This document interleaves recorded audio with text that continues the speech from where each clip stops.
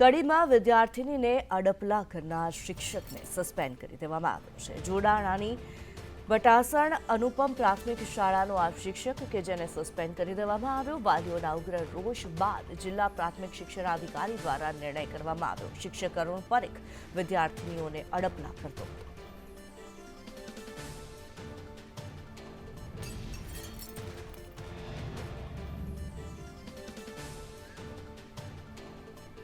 પાયલ યાદવ અમારી સાથે જોડાયેલા છે। પાયલ, આપની પાસેથી જાણવા માંગીશું, વિદ્યાર્થીનીઓને અડપલા કરતા શિક્ષકને હવે સસ્પેન્ડ કરી દેવામાં આવ્યો છે, શું કાર્યવાહી કરવામાં આવી છે?